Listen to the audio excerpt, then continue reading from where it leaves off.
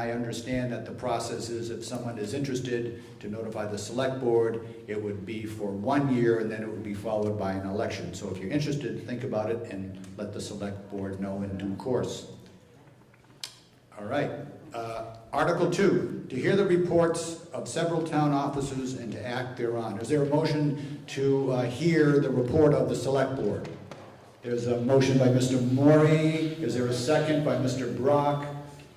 Chair Gardner, would you kindly present the select board's report? Does this thing work? Yes. Testing, testing. Before I launch into the select board report, I wanted to thank various town employees and elected members of various boards that have stepped down or retired. So on the town side of things, on the town employees, we had Bruce Johnson step down after 10 years or so of service. He was our valued town administrator and the zoning administrator. And Bruce filled a lot of positions in the town office, and he has been missed. We have been fortunate to get some new people in the office that are doing a great job. I'll go into that in a little bit. But anyway, Bruce is gone now, he's retired. Don Welch, who served us for years and years and years as treasurer, he was also on the select board. He also wore many hats from time to time. He retired as treasurer. And then Denise Sparrow, who was a municipal assistant for years, retired also. So we lost 3 valued employees of the town in 2022. On the elected side of things, Amy Willis, who was sitting before you, she's decided to step down for the select board. We'll miss Amy a lot. She's been very helpful on the select board. But her husband is stepping up and he wants to run for select board. He's retiring from the planning commission, where I know he'll be missed. So Scott may win the election. He's not sure. He's wondering if he should vote for himself. I strongly urge it so he gets at least 1 vote. And also on the select board, Judith Gillen is stepping down after spending, I think it was 3 years on the select board. She was a valued member of the select board. She's a lawyer. She was very valued on the select board, and we're hoping we get someone to fill her shoes. She's busy with her other responsibilities, unfortunately, but she has, she's not going to run for election at this point. We also have some other town members that they're unable to serve on the planning commission anymore for one reason or the other. Lauren Oates had family issues to deal with, or I'm not sure, something on her family. She's gone now. And Julie Potter, who was retired last year, she's still helping out, but she's retired from the planning commission also. And then Spencer Hardy, who was on the planning commission, he moved to Plainfield, so he wasn't able to be on the planning commission anymore. So anyway, that's the planning commission. We also had Jessica Adams, who was in there for a municipal assistant. She decided to take another job. Ann Stanton is retired from the Central Vermont Solid Waste as a rep. We've got John Jewett doing that now. Susan McAnally is retired from the funding request study committee. Frank Pat is no longer a transportation advisory committee representative. And Tom Murdo was our alternate rep for CB Fiber. He's decided not to do that anymore. So you can see that there's been a few people that have retired from town duties, and of course we're always looking for other people that be interested in those positions. So we have hired some new people in the town office. We were very lucky to find Gina Jenkins. She's a town resident. She's doing the town administrator. Are you here, Gina? Right here. Yes, Gina is right here. Can you stand up, Gina? So Gina is filling Bruce's shoes. She's doing a wonderful job. We're very, very happy to have her as a town administrator. We have Michelle Pallas, who's doing a town treasurer. She's from Braintree, and I don't think she's here. She is a very, very good treasurer. We're very, very lucky to get her to replace Dawn, who did a great job also. So we're very happy to have Michelle Palace as treasurer, and we also got Tyson Brown as zoning administrator. He's lives in East Montpelier. His wife is from Montpelier and East Montpelier, and Tyson's learning the ropes as being a zoning administrator. Very lucky to have him. He's a builder also. He brings a lot of experience to being a zoning administrator as far as building experience goes. He goes to sites, checks out your building. Great to have. So we've been very lucky to fill those positions in the town office with some very qualified people. We're still looking for a municipal assistant. We'd like to hire somebody from East Montpelier if possible. If you're interested, please apply. Talk to Gina. So that's it for people that have stepped down or retired. And as I said once before, we're looking for people to fill various positions. So not to bore you with any more details, I'm going to go into the select board report, which actually is mostly about the retirement of employees, etc. So the select board report deals with the retirement of various employees, and I think the only other big news on that report was a couple of things. We're doing the removal of the ash trees along the roads. The trees that lean into the road that are ash are deemed a hazard because emerald ash borer has moved into the town and is killing the trees. So ash trees that lean into the roads, we're getting some grants and we solicit bids, and we do sections of the road in East Montpelier to remove the ash trees. Is there any questions about that ash tree? Yes? Ginny Talon, I've got a number of beautiful old ash trees on our property, some of which are thank you, right along the road. And I would love to see if there's any way to save any of those trees rather than just cut them all down. Yes. I know there are some treatments, and I know there's a Yeah. very tiny percentage of trees that will survive. Correct. So So if those trees, if that stretch of road comes up for looking and marking trees, because that's what happens is the tree committee goes along and they mark the trees. At that point, you would say to those folks that you want to save those trees, and you can inject the trees. I think you have to inject them every year or two. What is it, Paul? 2 to 3 years that you inject the trees. And Montpelier's done that with some trees, I believe. And East Montpelier has injected a few also. So there is a procedure by which you could try to save those trees. but the property owner would have to pay for that cost, correct? Yeah. Yes. Could I clarify that? Sure. So there was a process whereby we did an inventory. Is this on? It is, but We did an inventory of the trees, the ash trees along the roadside that were 6 inches or bigger at breast height. And when we did that, then we tried to identify those ash trees that are so big and beautiful that they are of, I forget the term, historic interest. They're important and that we wanted to save, and there were somewhat like half a dozen around town that we said, 5 around town that we said we want to save and the town is paying for. And beyond that, yes, it's the property owner's option to say, I want this one on my property to be saved and then pay for it. You good? Any more questions about the ash tree removal and the emerald ash borer? The other project, of course, that was done in town was repaving County Road. It took a while. We had to bow mag it, grind it up. There was some delays due to contractor problems, et cetera, but at the end of the day, the culverts were put in, the road was paved, came out well. The state paid for a significant amount of the project. We got some grants to cover the culverts, and also we had a paving grant to cover part of the paving. The cost was significant because, of course, pavement's gone up a lot with the price of oil, but we got it done, and the road will last a long time. And the culverts were put in very well, and we thought at the end of the day, it came out well, the project. Any questions on the county road thing? I know there was some complaining about the potholes, et cetera, but that was life.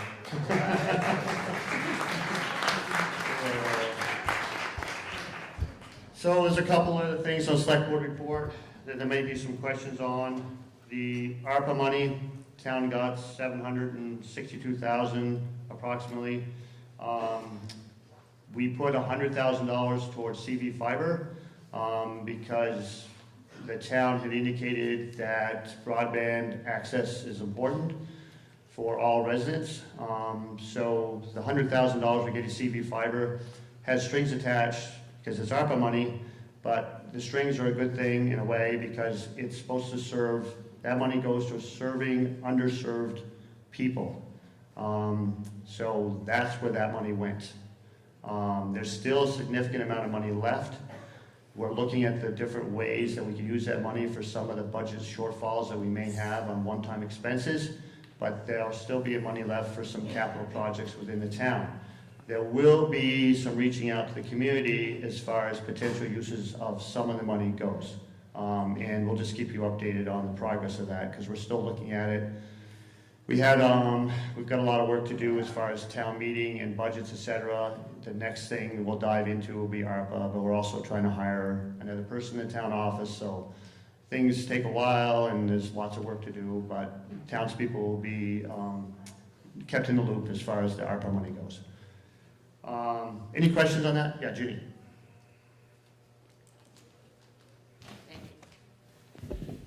I know that Plainfield had a process for some of those funds with nonprofit organizations being able to apply that were local to the town, and it would be great if we could do something like that. Yeah, we're looking at that, those potential uses. Anybody else on the ARPA? And of course, the fire department has had some changes. The longtime chief down there, Ty Rowland, was voted out at the election. They elect every year officers, and it was a close election, but Ty got voted out, Larry Brown got voted in, but then Larry Brown unexpectedly retired, so now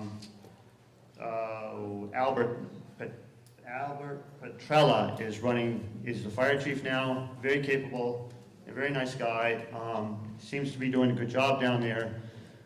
So there's been transitions, but I think that the service still continues to be excellent, and I don't believe townspeople have anything to worry about as far as emergency services go. There's been changes, but the changes are not necessarily bad. So does anybody have any questions about the fire department, emergency services? No. So the other last thing on the select board report is the budget. The budget's gone up a little bit more than it has in the past. For one thing is health insurance has gone up dramatically. So health insurance premiums went up almost 20%. And then because we have more and different employees, we have employees that are taking more health insurance as a benefit than we used to have. So that's pushed the cost up to the town significantly, which raises the tax burden, unfortunately. We're still looking at the budget. There's certain things that we may be able to pay for out of the ARPA money that are one-time expenses to soften the impact to the taxpayers. Right now it's 5.8 cents. We're hoping that we'll be able to work that down a little bit because there's a significant increase on the school side, which is around 10 cents. We have no control over that part of the tax rate, but we do control the municipal tax rate, and we'll try to soften that below to the taxpayers as much as possible by the time we set the tax rate. Are there any questions on the town budget? Any questions on the select board report in general? We'd love to answer questions. We have someone standing up. It's not a question, I just wanted... Loring Star. Loring Star. I wanted to say thank you to the road crew, Guthrie and his folks, and I wasn't sure if anyone was here.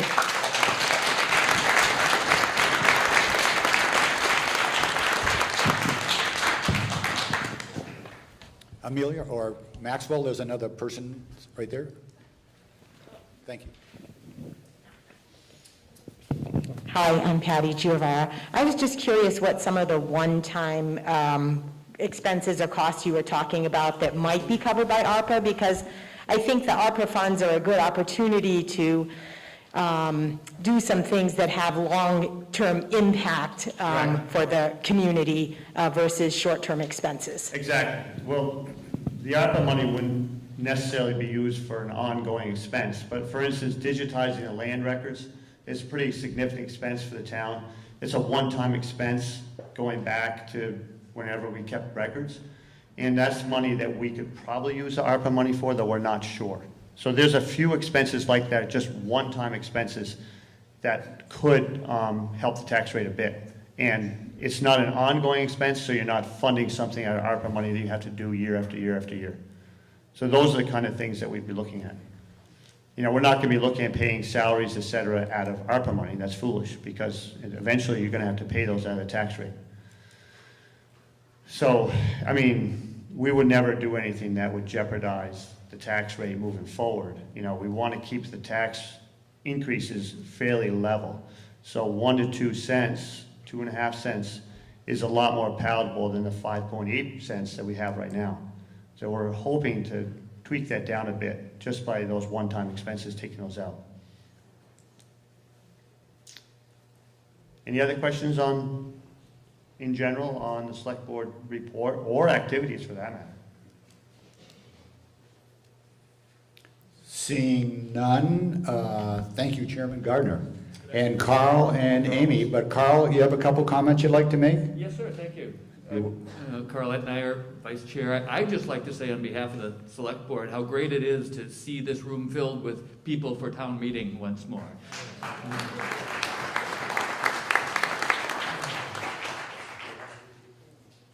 Any more questions for any members of the board, including the chair of the board? Hearing none, without objection, the report of the select board is accepted. Speaking of the budget, Article 3, shall the town raise the sum of $2,196,054 as proposed by the select board, set forth in Article 3. That's by Australian ballot.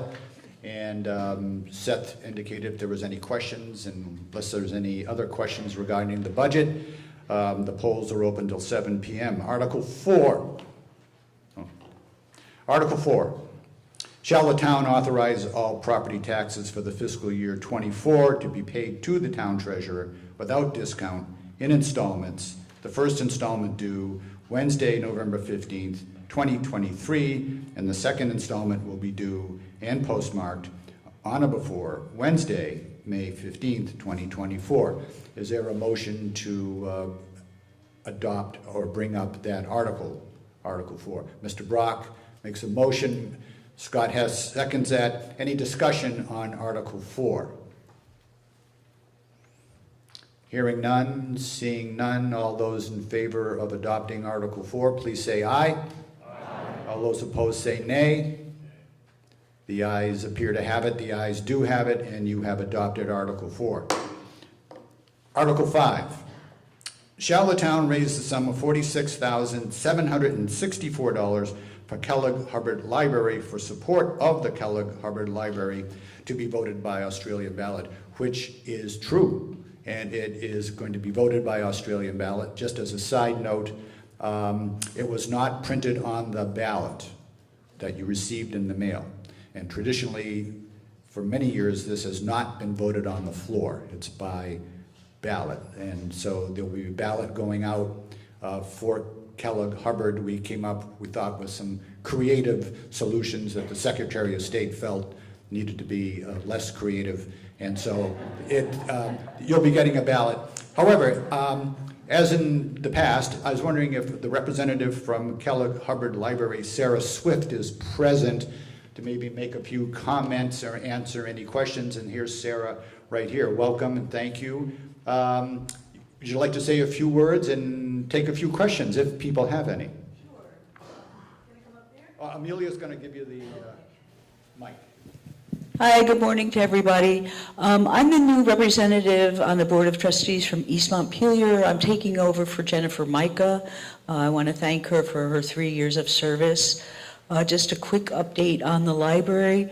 It's been a great, 2022 was a great year. Lending has remained strong. We have 763 patrons from East Montpelier. We had 17,000 checkouts last year from East Montpelier. Over half the yearly budget comes from appropriation at town meeting.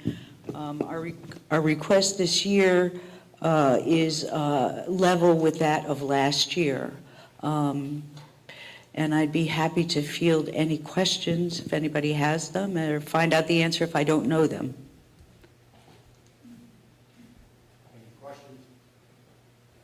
Is this off? No, there we go. Any questions? Mary Stone. Not a question, but just a compliment. My 3 grandchildren now live in East Montpelier. Could you put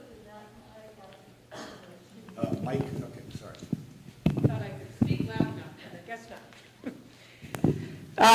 I have 3 grandchildren in East Montpelier now, and happy to have them here. And the library children's room not only checks out books, but toys, puzzles, games, science kits. These are amazing benefit to all the kids in all the towns that they serve, and thank you. Any other questions or comments regarding the article concerning Kellogg Hubbard Library? So it's a special election just for that. Yeah, so, Accidentally left off. yes, And it doesn't get voted on the floor because it's over 25,000. correct. I think I said. As Seth indicated, it's going to be a special election because that's the proper way to proceed. It was accidentally left off in the switch from all Australian ballot voting back to the traditional town meeting, and as that was being transitioned, Kellogg Hubbard Library got left off of the mailed Australian ballot. So, thank you. And so there'll be some more information coming out about it. There's been some about a month away, according to. So that will be mailed out, and please do vote yes on that. We're not asking for money twice, it's just one time, and it's going to be at a later date.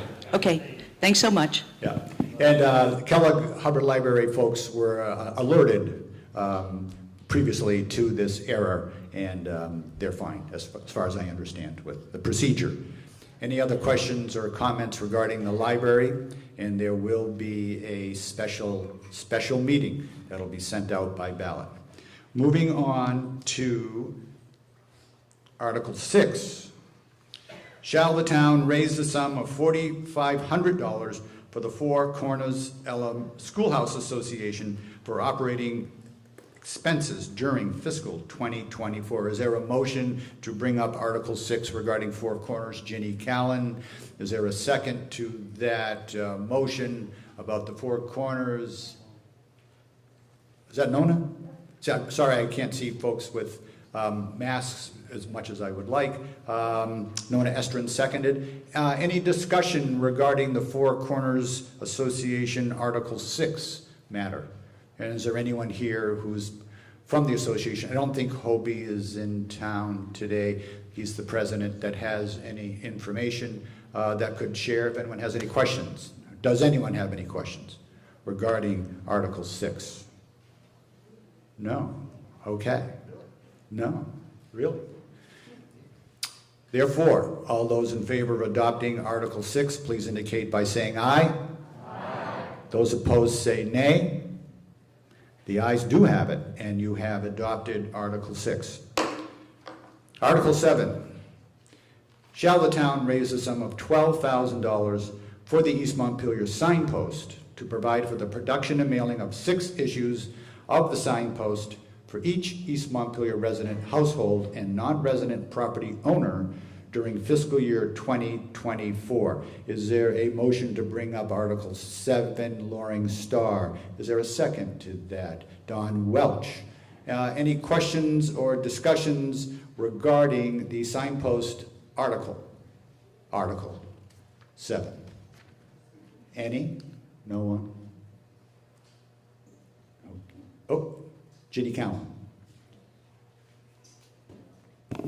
Just want to say how much I appreciate getting the signpost in our mail. It's a great resource for our community, and we appreciate all the volunteer effort that goes into it. Thank you.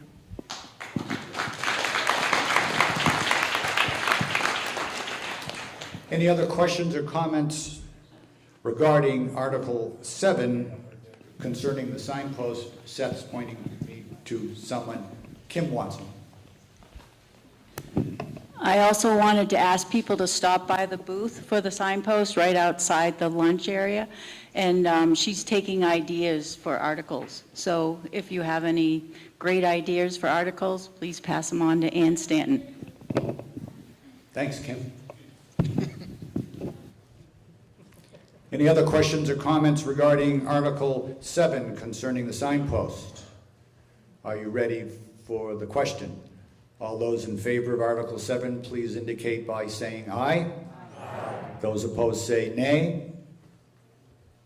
The ayes have it. Article 8.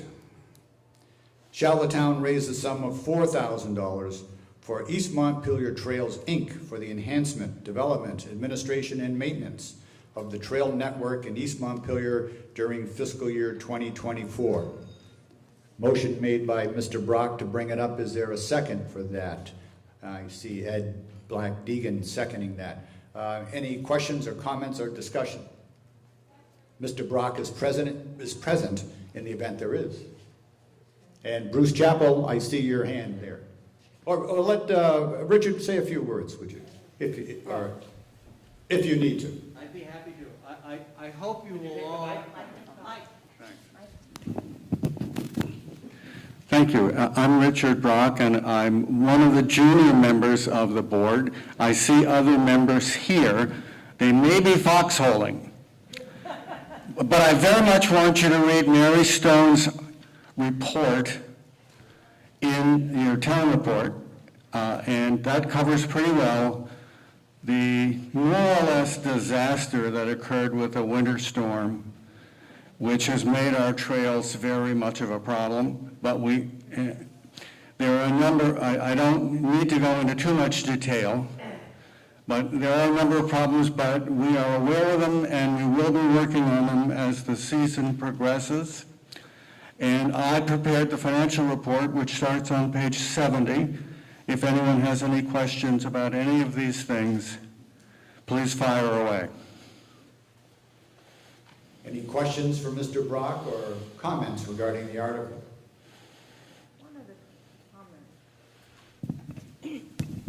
I just wanted to mention Nona Estrin, and Mary's here, and this is a great report which covers everything, but there's one piece. Many of you are in the category of what we call trail fairies, people who go out and clean up the trail. We never know who does it, but it gets done, and we bring a crew out and it's done. This time is a little different. If there's a root ball on a tree that's across the trail and there's a good bore, that may be a valuable tree, and the root ball can maintain that as a valuable timber tree for the landowner. So you will note, as Richard pointed out, that it may take a long time by our usual standards for the foresters in Vermont to get around to the landowners that want them to come in and make an assessment and then get their workers in to take those trees out. So if you are feeling like doing trail fairy work and you come across a tree on somebody's land and you want to cut it, please do ask the landowner first. Thank you. Bruce Chappell. Yes, thank you. I just wanted to say, my name is Bruce Chappell, and we operate Templeton Farm in town. We're one of the host farms and properties that have the hiking trails go across our land. I just want to say that it is unbelievable the amount of use that these trails get. During maple sugaring season, the trail goes through our sugar woods, and I have a chance to visit with a lot of people when I'm out there, which isn't a lot, but we have a lot of people from outside of East Montpelier that truly enjoy these trails. And I've had several articles written about the trail system here in East Montpelier and our involvement on our own farm.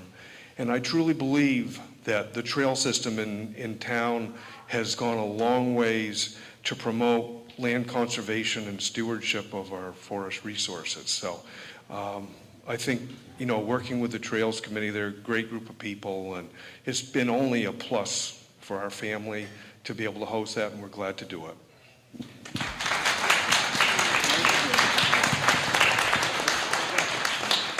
Paul Cave.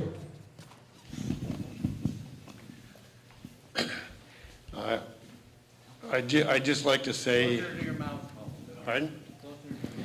I'd just like to say that having spent 50-something years in the woods around here, that some of the things that are being talked about need a little more information.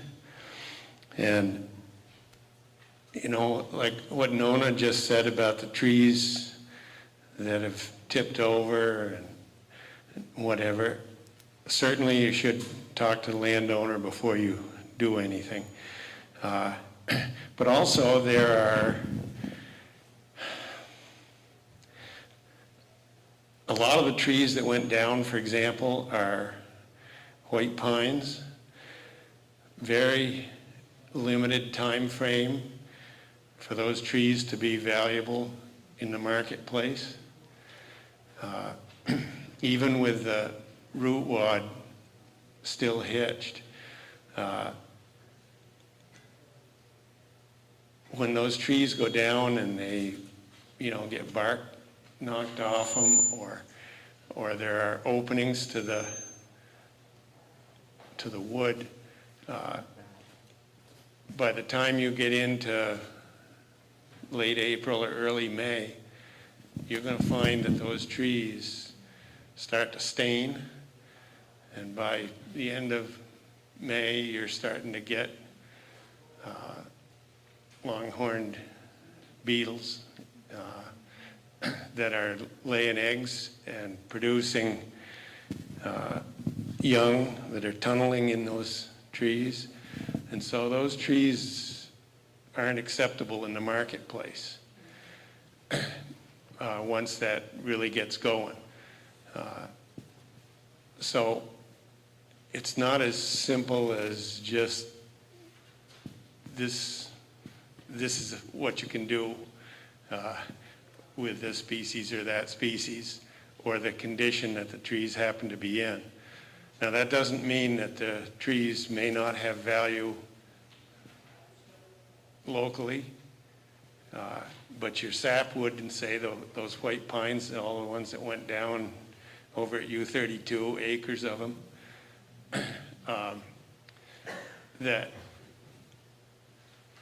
you know, by June, those trees may not be very marketable. So I think we need to realize that the way we do things, ideally you would jump on that immediately. But just the way it happens to work, the timber harvesters try to get their wood plans made for the winter sometime in summer or early fall, knowing that they can't really be cutting a lot of that pine in the warm seasons of the year because of the staining and the degrade. So, you know, this hit us pretty hard when that Christmas week, because a lot of those people were already lined up for their winter work. And by the way, there are fewer people doing this work than there have been in the past. So that complicates it also. But anyway, I think we've got to accept the fact that some of this stuff is just going to go right back to Mother Nature, whether we like it or not. Everybody seems to be so busy that they can't be doing this and can't be doing that and everything, but if we expect that that's going to happen for in this short-term situation, we may be expecting a little much. Anyway, by the way, as a town tree warden, if any of you have questions about any of the ash stuff or any of the other things that we're dealing with, feel free to call me or anybody else on our committee for that matter. Thank you. Thank you. Any other questions or comments regarding Article 8 regarding the Montpelier Trails? Bruce Howard. I just want to mention that as in the, right up in the booklet here, one of the proposals for the near future is to build a trail across our land that's basically going to connect the existing trails at U32 and those at Mallory Brook. And so when this is done, and this is not going to happen immediately, of course, but we've been working with Richard and the committee and Mary. And so when that gets done, people are going to be able to park at U32 and walk quite a long ways on the Trails Network. So we look forward to that.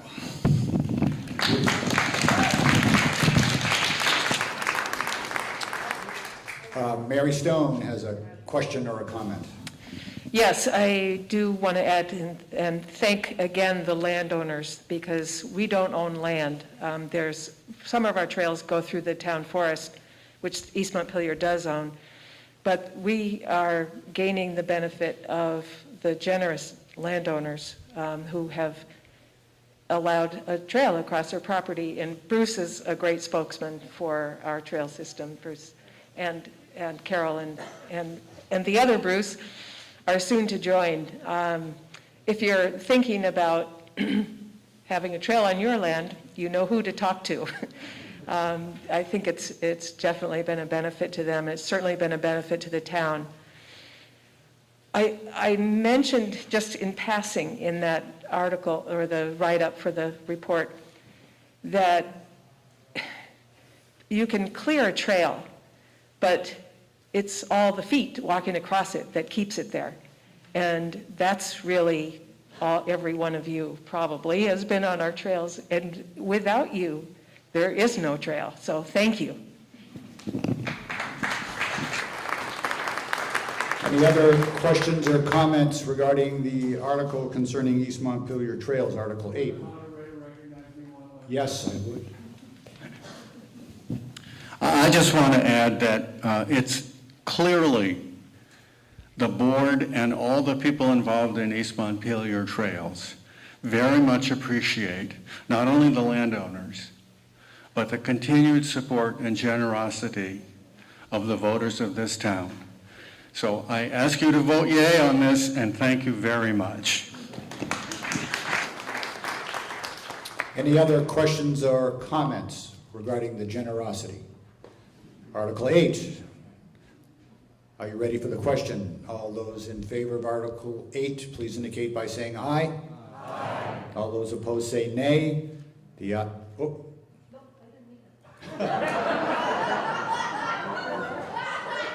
We'll strike that. Strike that one. The ayes clearly have it, and Article 8 is adopted. Article 9. Shall the town raise the sum of 90... And the microphones are working great, so Colin McCaffrey, thank you very much again. Article 9, shall the town raise the sum of $9,700 for the Montpelier Senior Activities Center for operating expenses during fiscal year 24? Is there a motion to bring up Article 9 regarding the Montpelier Senior Center? Mr. Brock, is there a second to that? I see Scott Hess. Any questions, comments, discussion regarding Article 9 for the Montpelier Senior Activity Center? Seeing none, hearing none. All those in favor of Article 9, please indicate by saying aye. Aye. All those opposed say nay. The ayes do have it. Article 10. Shall the town raise the sum of $6,000 for Twin Valley Seniors Incorporated for operating expenses during the fiscal year 24? Is there a motion to bring up Article 10? Ginny Callan, is there a second to that motion? State your name. Owen Rock Campbell. Owen Rock Campbell, thank you. Any questions or discussions regarding Article 10 for $6,000 for the Twin Valley seniors? Any questions, comments, discussion? Seeing none. Oh, Jean Troya. Yes. Thank you. Thank you. Hi. For the Twin Valley Senior Center, I'd just like to say thank you to the town for all your support. We did get a partial tax exemption this year, and our appropriation is up a little bit. We realize it's a little odd to have two different senior centers asking for contributions, but we do serve probably more people in East Montpelier, some 190, than Montpelier Senior Center does. And we do it on a far smaller budget. We serve 10,000 meals a year to people that need them, and couldn't do that without the support we get from Community Harvest and the Vermont Food Bank. And we just all want to say thank you to the town for your continued support. Thanks, Gene.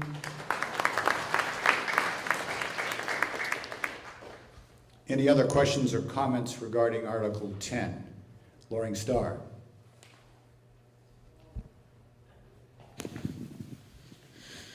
Thank you. Loring Starr, I wanted to ask Jean, I believe you're still looking for volunteer drivers for Meals on Wheels. I know statewide that's been a real issue.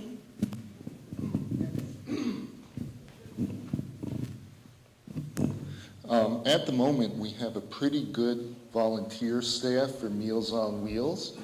Where we really need volunteer help is in-house, in operating the kitchen, in serving meals, community meals in the building, and maintaining the building are places where we really still need volunteers.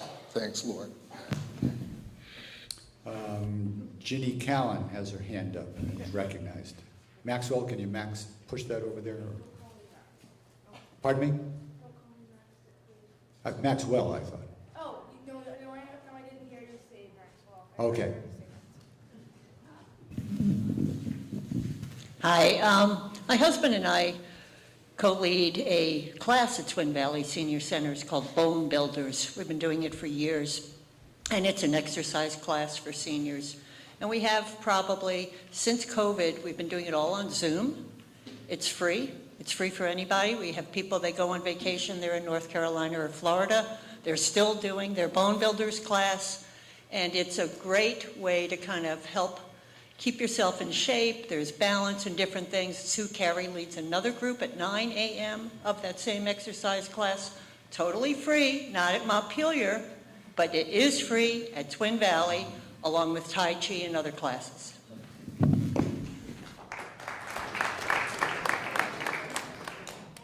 Any other questions or comments regarding Article 10? Hearing none, seeing none. Are you ready for the question? All those in favor for Article 10, please indicate by saying aye.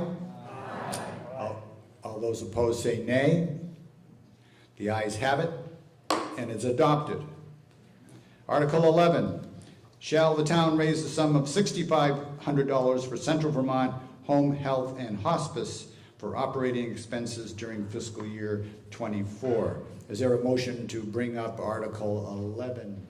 Ms. Swift, Sarah Swift, is there a second for that? Kevin Ellis. Any questions, discussions regarding Article 11 for the Central Vermont Home Health and Hospice? Seeing none and, oh, yes. Carol. I'm just wondering, I noticed that a number of these appropriations are going up slightly, which is understandable. This one is not, and I feel like they could use as much money as we can give them, but I'm just curious why this one is not going up in the same way. Anyone present that can answer her question? Seth? I can try to answer it. Okay. What was her status in the organization? The director came in, talked to the select board, and she felt that they could keep it level funded. They're getting some federal help?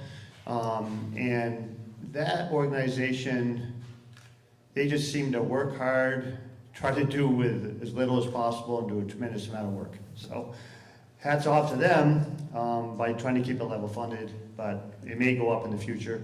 I strongly urge you to vote for this article because I think they do a lot of work and they don't get a lot of money for what they do. So, thank you. Thanks, Seth. Any other questions or comments regarding Article 11? Seeing none, hearing none, all those in favor of adopting Article 11, please indicate by saying aye. Aye. All those opposed say nay. The ayes do have it.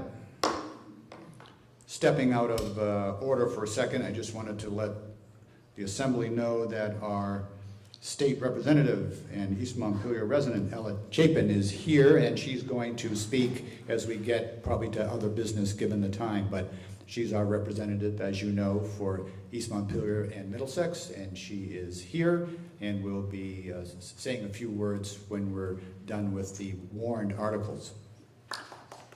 And there's an applause over there for our state rep.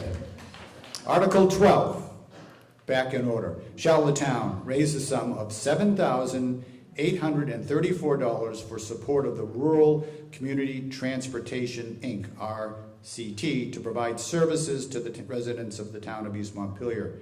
Skimming through, including $6,834 as its RCT portion of the fiscal year share of the ongoing cost of providing the bus service along Route 2 with service into East Montpelier, and $1,000 as its fiscal 24 share of annual ongoing cost of providing the bus service along Route 14 and 15 with service into East Montpelier.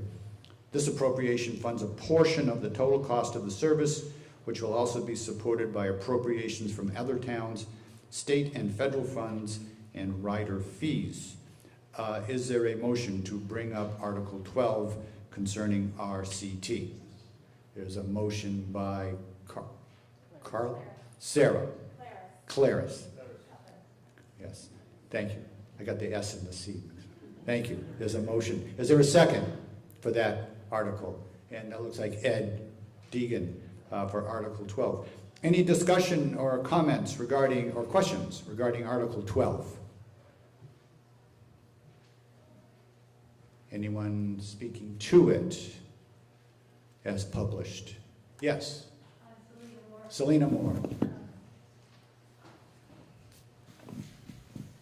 I very much support this, but I wondered how much usage is happening now finally. It seems like such a good idea to all of us get into a bus instead of drive our many cars around. Does anyone know the answer to that? Are we getting better usage? Can anyone speak to Selena's question? Nona Estrin has her hand up and is recognized right there. We live right on a corner of Gallison Hill and Town Hill Road. And there are people standing out there getting off the bus and getting on it quite often. Maybe people from U32, maybe, and also our neighborhood uses it. So just wanted to state that. Lydia Fazy. Hi, Lydia Fazy. I probably use the bus from the East Montpelier Park and Ride 5 to 8 times a year, and it's got people in it well, maybe once I've gotten in it with only 1 or 2 people, but there are people coming all the way from St. Jay. There are people getting on in East Montpelier. it's a really good means of transportation when the cars or bikes or whatever else don't work.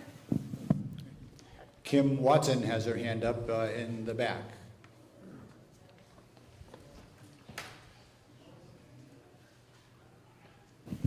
Hi, I'm Kim Watson, and I'm hoping that the new appointed Energy Committee will have that information for us. They'll hopefully be able to do some type of survey with the East Montpelier residents as well as the general community and get that information to be put in our town plan.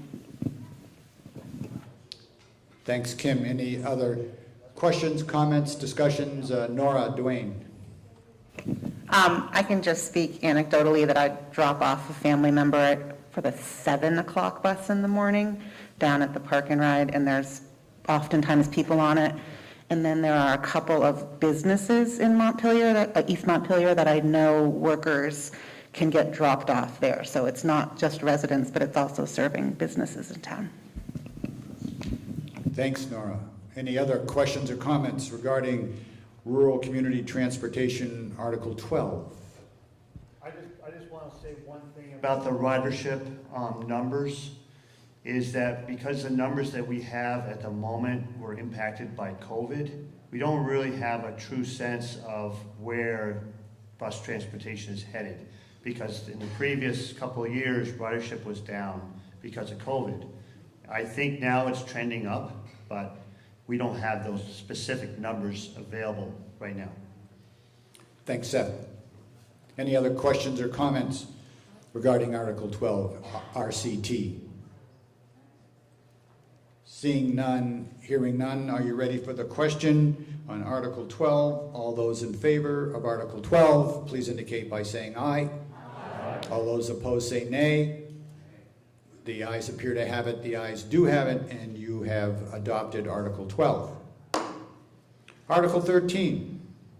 Shall the town raise the sum of $1,499 as its Green Mountain Transit portion of the fiscal year 24 share of the ongoing cost of providing commuter bus service along Route 2 with service into East Montpelier?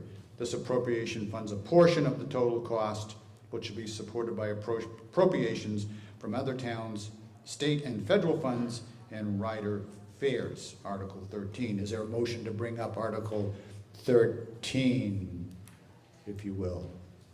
I see Donald Welch, and seconded by Mr. Brock. Any questions, comments, discussions regarding Article 13, Green Mountain Transit for $14.99? Kim Watson.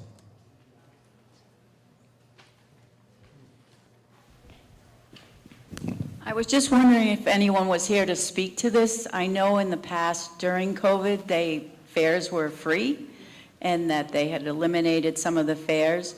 Do you know when they're going to start charging, or are they charging now?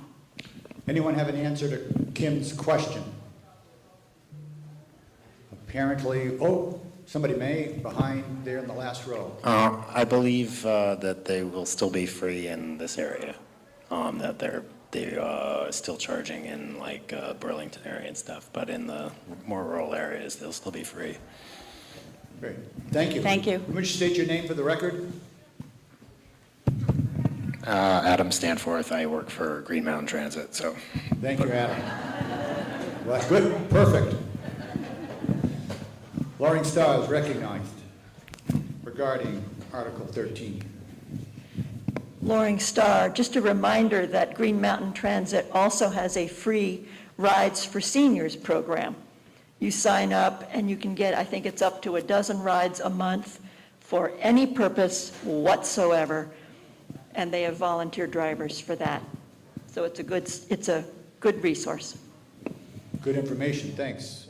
Can I speak to that really quickly? Yes, and then Gene, So go ahead. the money that you're voting on Article 13 is separate from the Green Mountain Transit article, which is embedded in the funding request.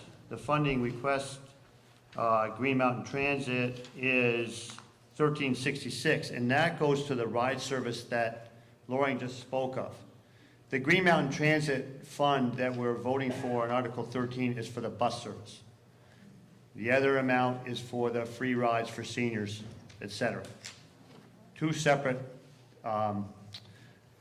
pots of money, just two separate things. So Loring, if I may, your information was relative to Article 14, subsection 18. Is that correct? Okay, good to know. Jean, did you have a comment or a question? Thanks.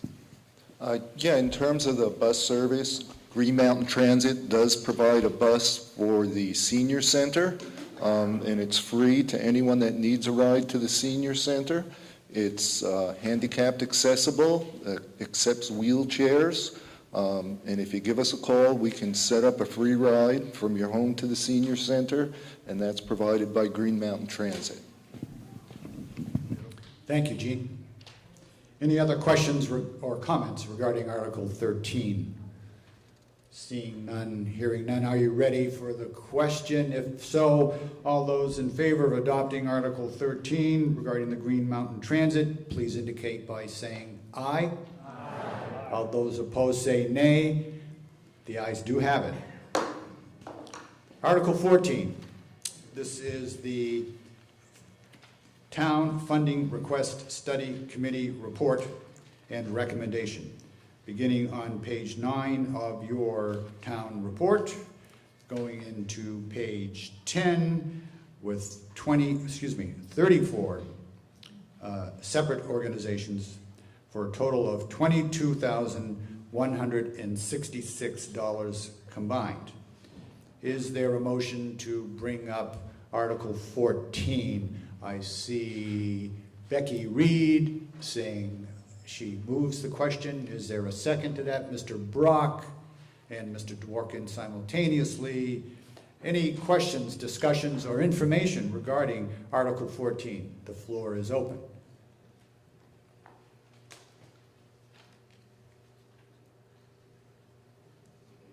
All quiet on the Western Front. No. Allison Underhill. Yes. I have a couple of questions. What is Big Heavy World? And there was another one too. Mosaic? I think I know what that is. Mosaic, Vermont. So, can anyone answer Allison's query regarding sub-article 2, Big Heavy World, what is it? And Mosaic, Vermont. Big Heavy World sounds like a cartoon my grandchildren would watch, but I shouldn't make light of the situation. So, looks like, is that Erica Zimmerman? Yes. Thank you.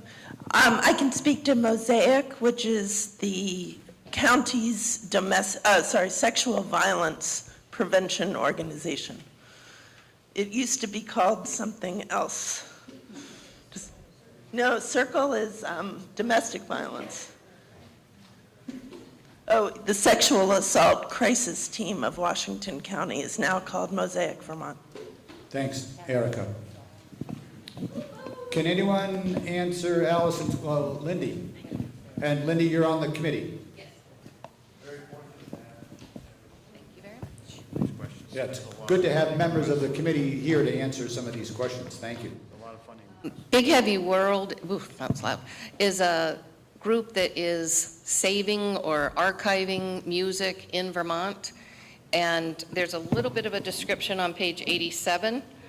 They came to us 2 years ago, I believe, and did a wonderful introduction to the funding committee and explained how they're collecting music from independent music makers, from various people in Vermont, and creating archive type situation. We were not familiar with it either, but it sounds like an amazing organization, and we have quite a few musicians in East Montpelier who participate, and he knew them and was very well spoken. As far as what their mission is, sounded like a great thing. So I think this is the 3rd year, but it might only be the 2nd year. Thanks, Lindy. Yes, comment. Hi, Patricia Giovara. I was just wondering why the Cross Vermont Trail Association isn't funded, it doesn't appear to be funded in any way by the town. Looks like Select Board Member Etnier has an answer to that question, I think. Yeah, thank you. I was thinking that it would be helpful to provide some context for all these funding requests, and that will answer your question as well. So we've been voting on a bunch of articles separately for individual organizations, and now we have before us Article 14, which has 34 organizations. Why are we doing it in this way? Years ago, the town of East Montpelier decided to, well, for a long time, the town of East Montpelier has been supporting nonprofit organizations that serve the town. And they decided to have votes on the town floor for budget articles that would be, when I moved to town, it was under $10,000. That got raised to under $25,000 on the floor of town meeting, and anything above that would be voted on by Australian ballot. So organizations come to the town, and we as a select board do not feel that it is our purview to allocate town monies in the overall town budget to individual nonprofit organizations. And so we ask the townspeople directly through either the Australian ballot process or votes here to vote on those. And over the years, we have found that this collective article, Article 14, has become larger and larger, and we have broken out some of the organizations that had the highest asks there, and we're putting them before you as separate articles. So for everything on Article 14, they have gone through this funding request study committee that's been mentioned a number of times, and we have dedicated volunteers who send out solicitations for requests for money, review people's applications, talk to representatives of each of the organizations, and then convey to the select board a detailed recommendation on funding these. And if some organization is in here and has not been, or some organization is not funded here, then it's because either they haven't asked for funding or they have asked for funding and it's been turned down. And as far as I'm aware, the Cross Vermont Trail Committee has not asked for funding this year. But they have before. Right. So, and just... The comment was they've had before. Yes, Yes. they've asked for specific amounts of money to actually fund the bridge. It just got done. Right. And the townspeople did vote to give them a significant amount of money. Right. And they just didn't come in this year for money. Right. Yeah. And then for the other articles that we've been voting on, then all of those representatives from those organizations came to the select board directly and asked for funds. And we gave them permission to be on the town ballot at the level that they asked for funding for. Right, but I don't think it's clear, I'm not sure everyone understands, that if you put an amount of money in these requests and it pushes it over the $25,000 limit, you have to pull it out, because under the $25,000 limit, you can vote on the floor. Over that, it goes to Australian ballot. So it's nice to have those under $25,000, then you can discuss them here. Right. And vote on them here. You can discuss them in a town forum, but anyway. So that's the process. If it's $4,000 and pushes it over the 25, then you take it out as a separate article. Don Welch. Thank you. Maxwell will pass that over to Donald, please. Thank you. Don Welch.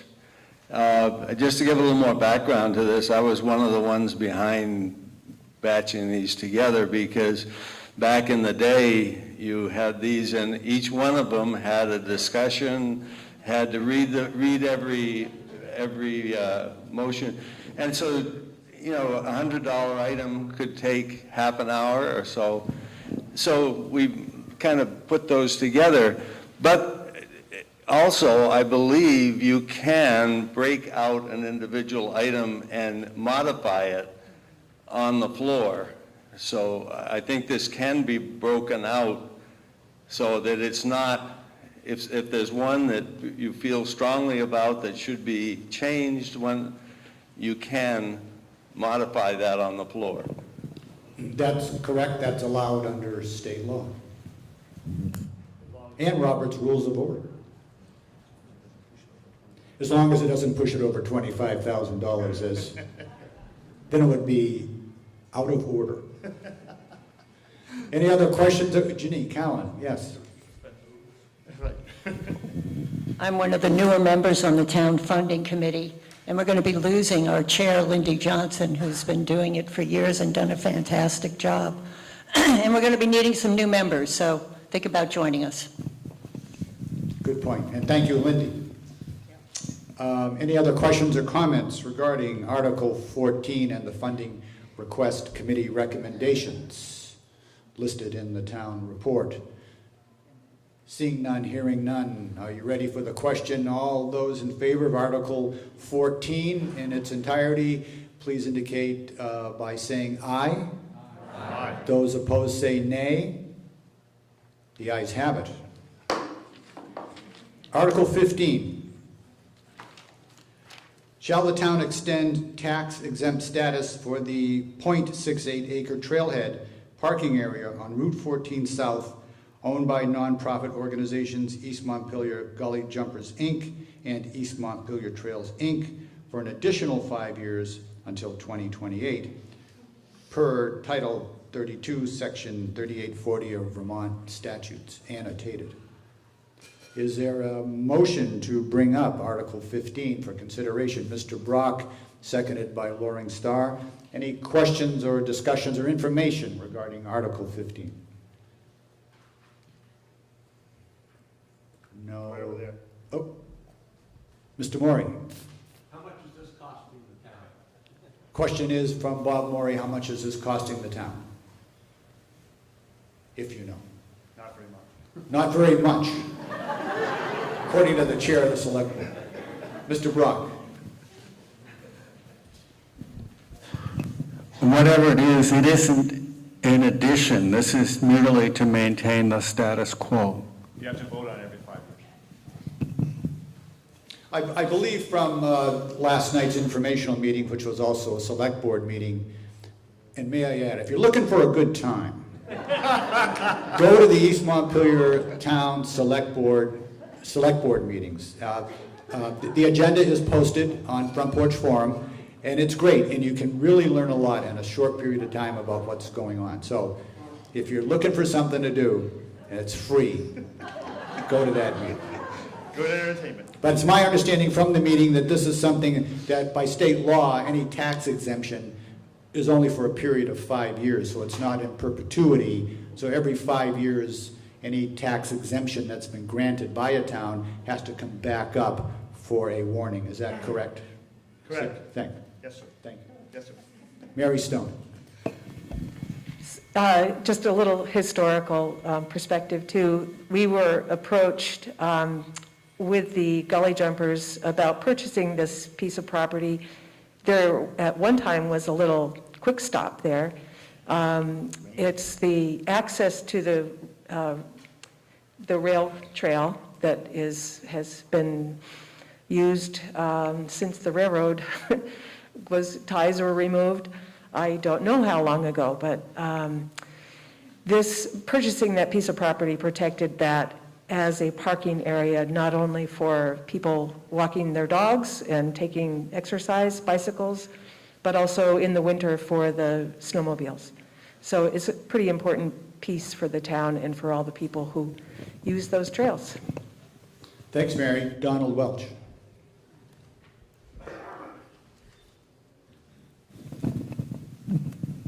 Just to put it in perspective, all of the tax exemptions that we vote on periodically amount to 0.3 cents on the tax rate. Altogether. Altogether. Oh, okay. Thank you, Donald. Mr. Maury. Yes, sir.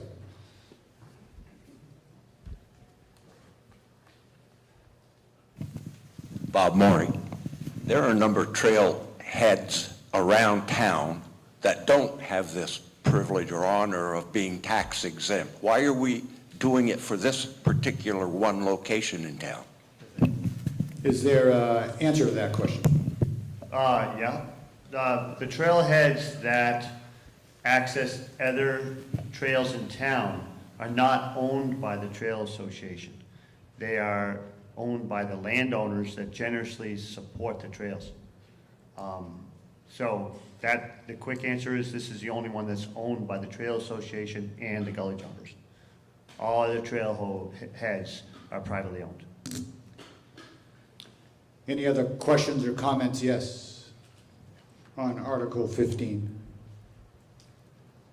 Hi, Ashley Hellman, first time here. Thank you. I was just wondering, since I'm not familiar with this particular area, do people have to pay to park in this area, or is it free to park in this area and then they're granted tax exempt status for the free parking? It's free. It's free, okay. All the trail use is free, and the parking. Select Board Member Etnier. Thank you. I'm speaking as resident Etnier now, as a user of the trails. Just for those who aren't familiar with this trailhead, if you leave the village on Route 14 and head towards Berrytown, it's on the left across from the Humane Society. And this is the access point to park for about a 2-mile section of trail. It comes out on Country Club Road on the other side, but the landowner next to where it comes out is not interested in having cars parked along the road there, and makes it known to people who try to park there, I can say, so that this is the access point to that part of the trail. I see Ginny Callan, Loring Star, and then Ruben Bennett. Ginny? I would just add that I've walked on that trail a number of times with my dogs. There's a lot of people that use that trail. And in the wintertime, I see the snow machines going through. I think it's very popular and a great addition to the community. And Loring, and then Ruben. Oh, yeah, Amelia, if you don't mind, just take it right over to Ruben, and Loring's on deck. What Ginny said. Okay. All right, Amelia, could you pass that to Loring, please?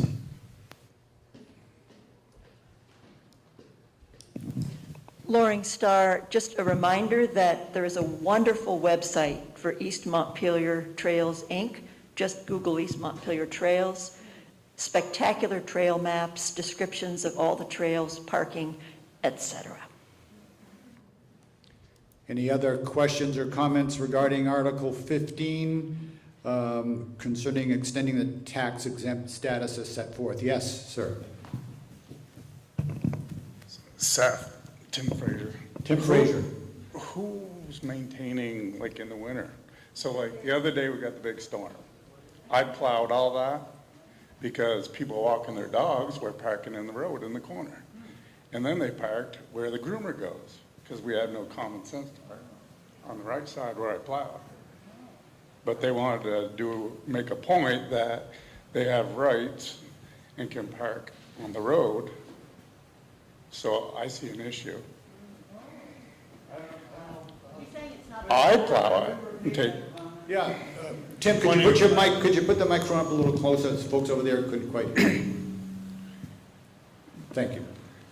You can park 3 cars right by the road, and then there's 3 rocks with a sign, and then you probably have 150 feet that people can park in back of it. So why can't we move the rocks and make more parking so it's safer in that corner? Or people walking their dogs are parking on the road Yeah. and where the groomer is because they feel they can park there in the winter when it's snowmobile season. and it's not being plowed. Well, right, so I've been plowing it. Yeah. Yeah, I'm not sure what the story is Well, on that. thank Mary. you, but park on the right side so the groomer can get by and so there isn't someone dead. Maybe there should be some signage there, you're thinking? Or common sense. And then, so, Article, in this, it doesn't say anything about hiking on this. Well, that's what they're doing when they go on the trail. No, I feel like they're taking it over. What's that? No one's taking it over. Well, it says snowmobiling, right? Doesn't say anything Well, about there's no- hiking. the Gully Jumpers own half of it, and the Trail Association owns the other half. So they can hike or snowmobile on it. So why can't we work together and open that up and make it safer? So you're saying move the rock? Yeah, all of them. Okay, well, we can look at that. I've talked to the Trails Committee about any obstructions that are in the way. I'm not familiar with the obstructions, but. Right now, you have to drive on the groomer trail to get in back of the rocks to go and park. Okay, So they right. walk their dogs Well, and we'll they look at park that. there, Okay. Sounds or good. on the road. Yeah. Well, I'm not sure who's responsible for keeping that open. Who is it, Mary? Mary, do you have an answer to that inquiry? I think the answer is we need to communicate. Are you working for the Gully Jumpers with the groomer? Are you grooming? I live next door. You live next door. Yeah, just you can find my phone number in the, on the website, or I can talk to you shortly. But it sounds like there's a communication problem, and we've had some parking problems on that site because so many people use the trail. Okay. We can't move the rocks because the rocks were put there in order to stop dumping. Oh, right. A lot of trash continues to be dumped Right. there. I don't know how they get it back in the summer, even through the gate. But local people and our trail crew also go out and regularly clean up the dump. So most issues can be worked out. We Yep. just have to communicate. Thanks. So that comes back to the tax exempt status, perhaps? It does. Any other questions or discussion regarding Article 15 on extending the tax exempt status of the two organizations that own the property? Any other questions or comments? Seeing none, hearing none, are you ready for the question? All those in favor of Article 15, please indicate by saying aye. Aye. All those opposed say nay. The ayes appear to have it, the ayes do have it, and you have adopted Article 15. The next item is Article 16, to transact any other business that may properly come before the meeting, and using my moderator's discretion, I'd call upon our honorable state representative, Ella Chapin from East Montpelier, to give us a few words about what's happening at the State House. Ella, do you want to speak here, or do you want to just use the mic? It's up to you. Thank you, everyone. Try here. How's that? Okay. Hi, I'm Ella Chapin. I'm your new legislative representative in the House of Representatives. And I'm here with my son, Ari, who I'll just embarrass just slightly. We're residents of East Montpelier, for those of you who don't know, and I represent both East Montpelier and Middlesex in the House. I'm going to keep it pretty short, but I'm going to stick around for a little bit to chat with anyone about any issues of concern or interest.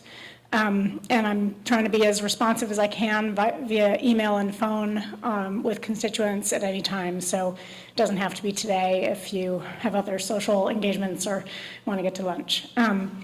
So let's see, the legislature meets in person 4 days a week, Tuesday through Friday, from beginning of January until sometime in May or sometimes into June, once we pass the budget. This is not exactly our halfway point, but pretty close, and the legislature is on break this week. And one of the big things that happens in the middle of the session, which is coming up in just another week after this, is what's called crossover.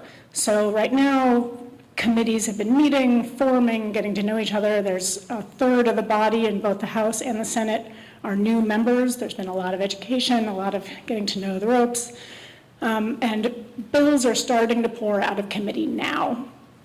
And not a lot has passed the House, and nothing has passed both the House and Senate except for the Budget Adjustment Act, which adjusts the current fiscal year's budget based on changes that have happened and new allocations that are being made for various reasons. So What's going to happen over the next few weeks is a ton of bills are going to be starting to come out of the House and on the other side out of the Senate. And then at crossover, which the deadline is in just a few weeks, that's when anything that gets passed out of the House can be looked at in the Senate this session in order to be potentially signed into law this year, and vice versa from the Senate to the House. Anything that doesn't make crossover can still be worked on by various committees and one of the two bodies, but won't cross over to the other body until next session. And we work on a biennium every 2 years at the end. So this is the beginning of the biennium, and after 2 years, any bills that didn't make it through and become law are done, don't get relooked at, and they have to start anew in the following biennium. So that's just a little overview. So where we are right now, a ton of things are starting to come out of committee and get looked at by the full House. So far this year, we have passed, the entire House has passed, like I said, the Budget Adjustment Act. We passed a SHIELD bill to protect healthcare providers and patients related to both reproductive care as well as gender affirming care. So this doesn't change people's access to those things, residents in Vermont with their healthcare providers, but what it does is shield Vermont providers and patients from other states' laws in this new era of the Wild West of healthcare law. And I'm happy to explain more about that. It went through my committee, so I know a lot about it. By the way, I sit on the Judiciary Committee, so that's becoming quickly my area of expertise in the State House. So we work on civil rights and civil liberties, criminal and civil justice, and the entire court system, violence prevention, and public safety to some degree. So if you have interest in any of those bills, that's where I am most involved. We've also passed, the House has also passed an elections miscellaneous bill just last week that makes some various adjustments to election law, would if it was passed as it passed the House. We'll see where it happens in the Senate. And we've also passed a variety of healthcare compacts that I think are really important, making it easier for various types of providers to work across state lines, and that also, I believe, relates to telehealth. Right now, there's a lot of big bills being worked on in the House, paid family and medical leave, a lot of things related to housing, workforce development, childcare, which is particularly being worked on in the Senate first, but will come to the House in a few weeks. The Affordable Heat Act just passed the Senate and will now be in the House. We're working on there's going to be 2 different suicide prevention bills coming out of the House. And then of course, the fiscal year 24 budget is something every committee is to some degree working on, and our Appropriations Committee is working on, and is along with the transportation bill. So a lot of big spending bills, capital bill as well. So I'm happy to share what I know about any of that at any time. I wanted to just explain that to reach me, and I have some reports I'll leave here, and also I can email a full report. We have sort of committee summaries from every single committee about what's been happening, and it's like a 13 to 15 page document. I'm happy to email that to you all. I also brought like a 5-page shorter version I don't have copies for everyone, but you can ask me, and I'll hand out as many as I have. Happy to email that. So, to reach me, you can email, call. I usually get back to folks within a few days. It might get a little tougher as things heat up, but please know that you can reach me that way. If it's really, if you call the phone number that's on my sheet or on the legislative webpage for me, you can ask to send me a note that day if it's sort of urgent, if it's about a vote, or you would like a phone call sooner because you have something that's really urgent. So you can also reach me that way. And one of the things that I can do is be a conduit. I can be a conduit to state agencies if you're having trouble getting through to someone. I can be a conduit to other committees who are actually working on a bill. I can talk to people I know on those committees. I know on pretty much every committee, I know at least 1 or 2 members pretty well, so I'm happy to sort of dig in and see if they're really going to take something up or what they're thinking about a particular bill. So I'm happy to be that conduit as best as I can. And I also wanted to just mention that this is, not our work in the legislature, but we often hear about things that people want us to get out to constituents. And one is that Medicaid renewals are restarting for anyone who's on Medicaid now.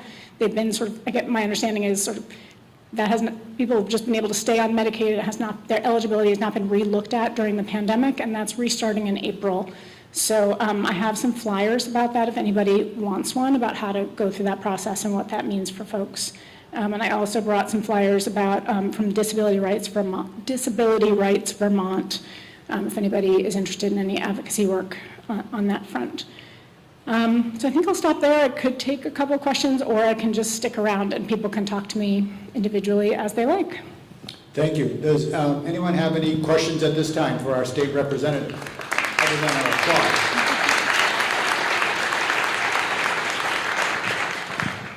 Any questions for Ella while she's here and assembled? No. Wow. Thank you.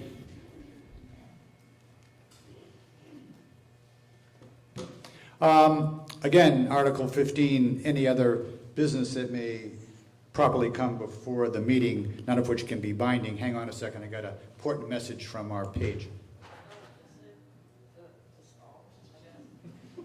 The word from the kitchen is to stall. Thank you. Elliot.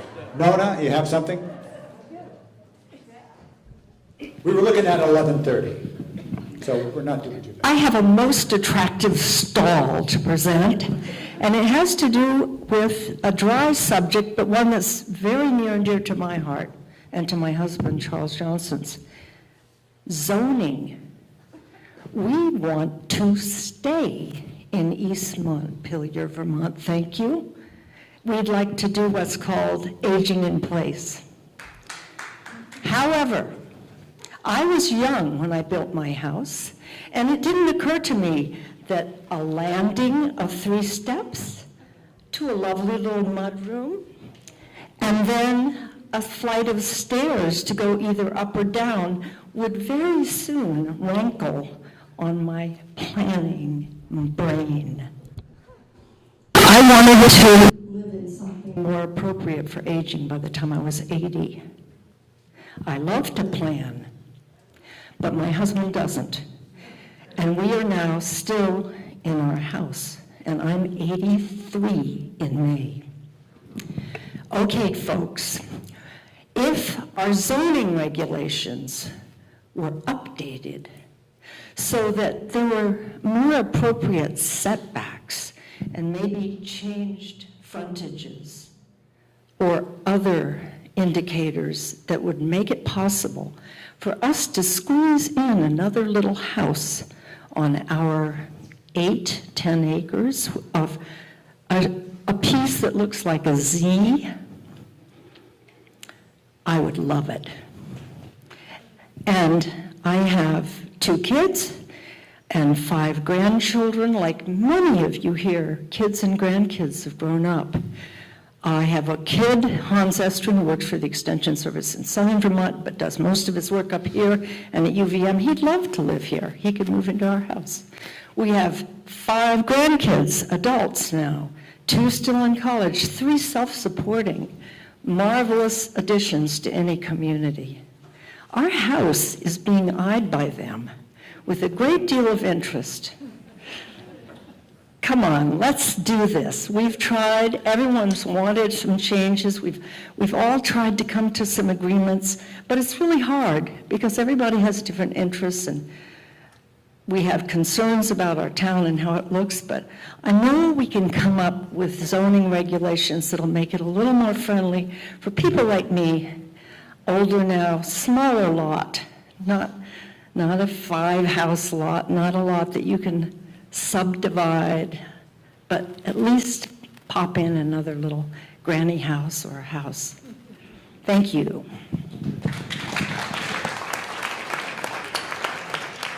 Any questions or response? Zach Sullivan. Yes. So I don't remember. And Zach, you're the chair of the Planning Commission. That's correct, yes, sorry. I'm the chair of the Planning Commission. I took over from Julie Potter, and I'm about to take credit for a whole lot of stuff that Julie mostly did. We actually just completed an update to the zoning regs this summer, and in that we did significantly decrease particularly the side and rear setbacks. So, and I'm blanking on whether we put that at 10 or 15 feet. I look it up every single time because I don't always remember the trivia question, but we did significantly reduce some of the setbacks. It is all, and this came from state law as well. Anywhere you are allowed to build a house in East Montpelier, or you have new residential uses, you can also have what's called an accessory dwelling unit, what are sometimes you refer to as mother-in-law apartments. And so I think there is, within the current zoning, there are some options for people to build, to add more housing. Either accessory dwelling units are also great as a potential source of rental housing as we look at how do we create more affordable housing in the town. It is not just about how do we help people age in place, or how do we have people's kids move in and say, I still want to have a place for myself as well. But it's also one of the ways that we could potentially increase the affordable housing stock in town. So those are, I think there are some options there. I don't know how much appetite there is for additional significant changes to the zoning, having just gone through it. I don't think it's good to constantly be changing the regs on people. But I do think because this is so new, not everyone may know that it's now easier to build, accessory dwellings, and there's more space to do it in. Thank you. Kim, you had your hand up, then Bruce. Kim Watson was next, so thanks, Amelia. And then Bruce. I'm also on the Planning Commission, and with the recent revisions and amendments to the plan, to the zoning regulations, one of the difficulties we had is our 7-acre area zone, which is our agricultural zone.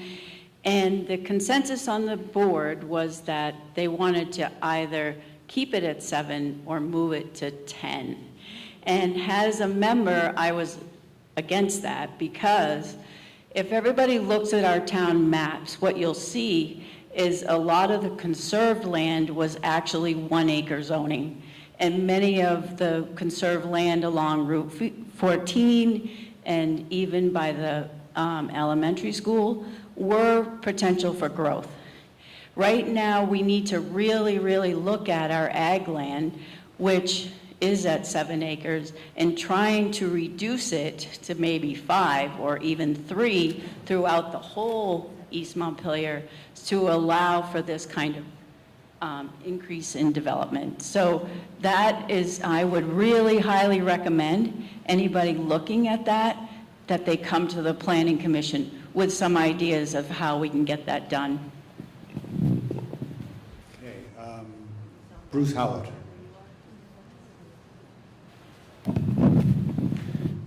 So I want to commend the zoning, or the Planning Commission, for their changes in the zoning. I liked these changes when Julie's group first proposed them, and the select board, of course. I want to tell a quick story. In June, we were looking to get approval to build a new little sugar house in the middle of our farmstead, and I looked at the zoning, and I was like, okay, there's a 75-foot setback. So this, even though it's right in the middle of all the buildings, we couldn't do it.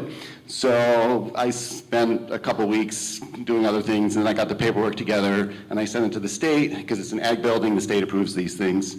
And the state person got back to me and said, the setback's only 40 feet.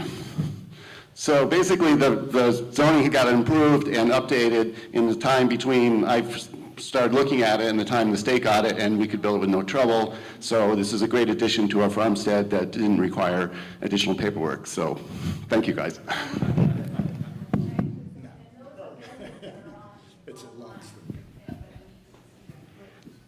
I just wanted to make one more pitch. I'm Clarice Cutler for accessory dwelling units, because under Julie's leadership, we also increased the maximum size of what those can be in the town, so they can be a little bit bigger. The maximum size of what? An accessory dwelling unit.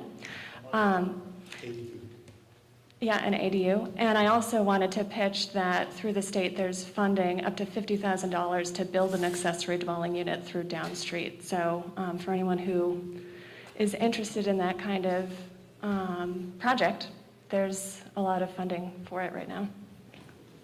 Thank you. That's a good point. That woke people up. That's very good. No.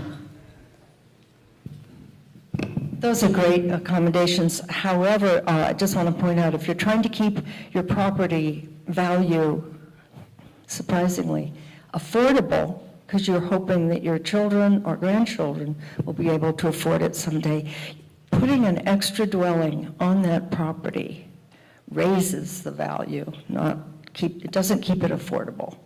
It's a great accommodation while we're living, but may not be so great for our purposes when we are no longer living. Any other questions or comments regarding the topic that was raised, or any other business that may properly come before the meeting, which cannot be binding? Ellen Knadler, and then Carl Edmeyer. I just wanted to thank Rosie LeCaire and all the members of the Civil Board of Authority for the voting process, because I really don't think we have any hijinks going on in this town, and they're a bunch of rock solid, honest people. Thank you. Carl, other business. Yes, I'll just make a comment on the issue that you raised, Nona, and then I'd like to transition into something that the Select Board has talked about getting input from townspeople on, and that is response to future health emergencies like the COVID pandemic. So on the issue that you raised, there is a bill that's going through the legislature right now that would have statewide implications for zoning. The idea is that we need more housing units built all over Vermont, and the state can play a constructive role in making sure that zoning is more flexible about allowing more building. And as I understand the bill in its present form, everywhere that's zoned for a single-family home would be, if this bill passes, allowed to build an additional single-family home there, not just an accessory dwelling unit. So if that's something that you're interested in, then you could talk to somebody in the legislature about that. Yeah. But the issue that we in the Select Board wanted to get input from folks here at the meeting, and anybody else who would like to contact us, is we've been through a rough several years here.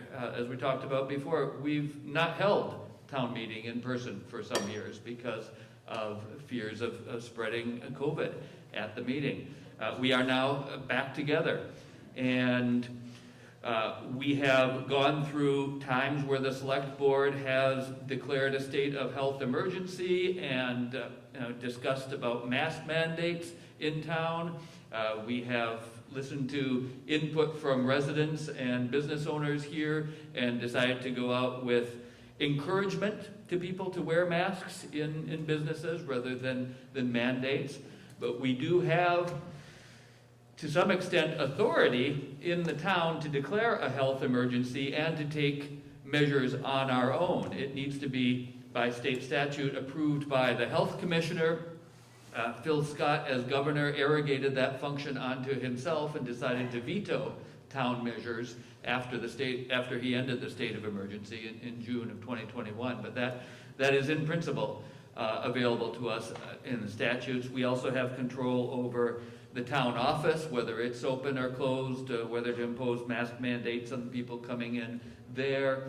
And this may not be the last time that we go through a health emergency like this. So just looking forward, drawing on the lessons of the last few years, I'd like to hear from you what you think is appropriate to be doing. How should we be responding in the future?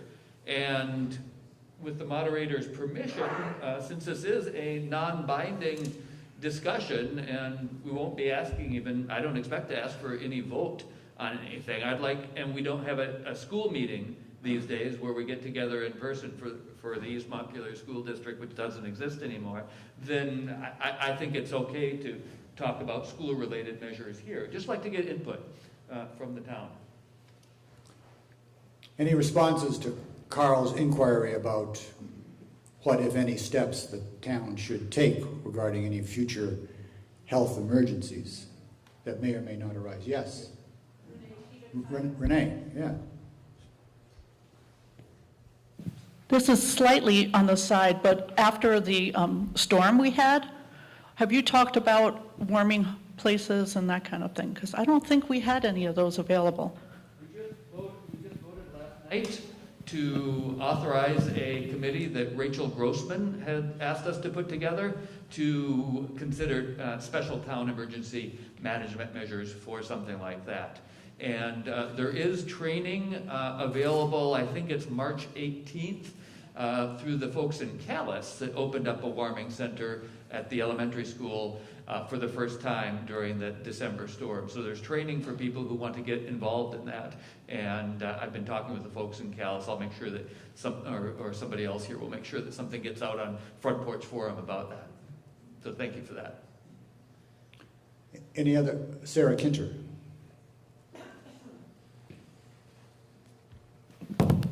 Hi, during COVID, I think it was about a year ago or less, I found the select board extremely accessible and responsive to my questions and concerns about COVID. In terms of talking to businesses, communicating, you can call them at home. I don't know if that's still true.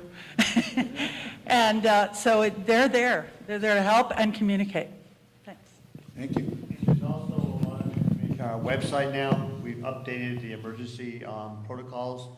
I think Gina put a lot of stuff on the website about phone numbers, et cetera, et cetera. So there is a lot of information on the website that we've updated. Thanks, Seth. Any other questions or responses regarding Carl's inquiry or anything else that may properly come before the meeting? I don't see any. That being it. I move we adjourn. There's a motion by Mr. Brock to adjourn. It's seconded by Becky Reed. And maybe we could stroll to the cafeteria so we don't. They're not ready till 11:30, so you can stretch and do whatever we need to do. March 7th, 2023, 11:17 a.m. All those in favor of adjournment, please indicate by saying aye. Aye. All those opposed say nay. The meeting is adjourned. Thank you to our 3 pages as well for all their help.